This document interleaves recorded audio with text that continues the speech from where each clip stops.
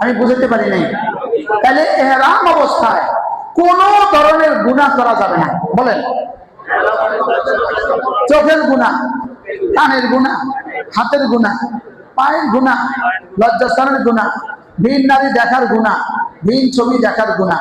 তাহলে আমরা কি ইহরাম থেকে হলক পর্যন্ত এই সময়টা, ইহরাম থেকে হলক পর্যন্ত এই সময়টা ইউটিউব আর ফেসবুকের গজব থেকে নিজেদেরকে বাঁচাতে পারবো না ইনশাআল্লাহ?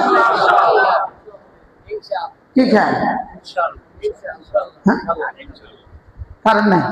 তাহলে কি বলছি, ইহরাম অবস্থায় হালাল গুলো যেখানে হারাম, সেখানে হারাম গুলো কত কত হারাম না না কিউ একটা হলো হারামের কারণে হারাম, 2 নম্বরে ইহরামের কারণে হারাম, 3 নম্বরে বাইতুল্লাহর কারণে হারাম। কত হয়েছে? হারাম হল কিউ। তাইলে আপনি আর আমি আমাদের ইহরামটাকে ইনশাআল্লাহ এভাবে দামি বানাবো ইনশাআল্লাহ। বলেন ইনশাআল্লাহ।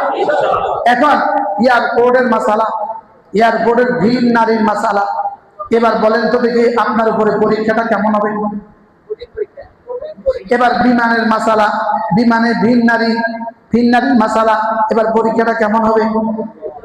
হ্যাঁ, তাহলে এই পরীক্ষা আপনাকে উত্তীর্ণ হইতে পারলে আপনার উমরা আপনার গুনাহগুলোকে ক্রস মেরে দিবে। আপনার উমরা আপনার গুনাহগুলোকে কি করে দিবে? আপনার উমরা আপনার গুনাহগুলোকে ক্রস করে দিবে, ডিলিট করে দিবে, মুছে দিবে জীবন থেকে। তো সেই উমরাটাকে কিভাবে দামি বানাতে হবে? কিভাবে? তাহলে আমরা কি করব বলেন, এবার নিয়ত করেন। ইহরাম আর তাওয়াফ। বলেন ইহরাম আর কি? ইহরাম তো কিছুটা বুঝছি, তো সবাই ইহরাম বাঁধতে পারবো তো ইনশাআল্লাহ? হ্যাঁ, সবাই ইহরাম বাঁধতে পারবো তো?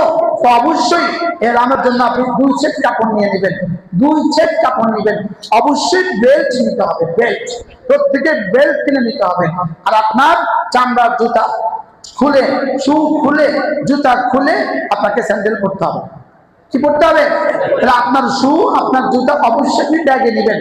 আর স্যান্ডেল পরেই আমরা এয়ারপোর্টে যাবো। আমরা স্যান্ডেল পরেই কোথায় যাবো? আমরা স্যান্ডেল পরেই এয়ারপোর্টে যাবো। ইহরাম শেষ হয়ে গেল, এবার আমরা তাওয়াফ করবো। ইহরামের পরে তাওয়াফ হলো 7 চক্করকে তাওয়াফ বলে। বাইতুল্লাহর চতুর্দিকে 7 চক্করকে কি বলে? বলেন, তাওয়াফ বলে। এ হলো বাইতুল্লাহ, এ হলো কি? বাইতুল্লাহ, এই হলো বাইতুল্লাহ, এ হলো হাজরা আসওয়াদ, এ হলো কি?